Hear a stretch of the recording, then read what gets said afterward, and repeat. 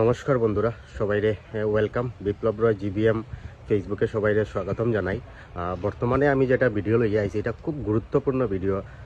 গত কয়েকদিন আগে আপনারা দেখছেন যে পালংঘাট হাই স্কুলের সামনে যে একটা দুর্ঘটনা হয়েছিল। তো এই দুর্ঘটনার যে হয়েছিল যে মেয়ে রিয়া দাস, তাই বর্তমানে শিলচর মেডিকেল কলেজের মধ্যে আছে। আর মানে তার ফ্যামিলির আর কি আর্থিক সমস্যা খুবই খারাপ। এর কারণে মানে একটু সাহায্যর আমরা দুই একজনের কাছে গেছি, এখানেও গিয়া মানে সাহায্য মানে চাওয়া হয়েছে। তো তারা দিছুন।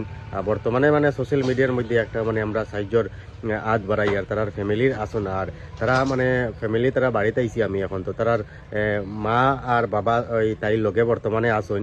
আর তাই মাসি না খেয়ে আর কি মা পিসি তাই আসুনি কেন যে তার লগে একটু কথা কইম। বর্তমানে তাইর অবস্থা খুবই সিরিয়াস।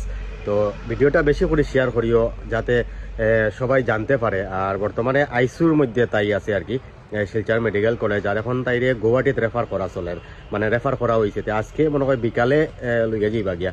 তো আপনারা আপনারা একটু স্ক্যানার দেওয়া আছে, এই স্ক্যানারের মধ্যে আপনারা যে যত পারো 1 টাকা 2 টাকার থেকে ধরিয়া মানে 100 টাকার থেকে ধরে যত পারো, মানে এটা কেউ ডিমান্ড নাই যে আপনি অত যত যার যত মনে হয় আপনারা এই স্ক্যানারের মধ্যে দিও আর এই ম্যাটারে একটু মানে সাহায্য করো।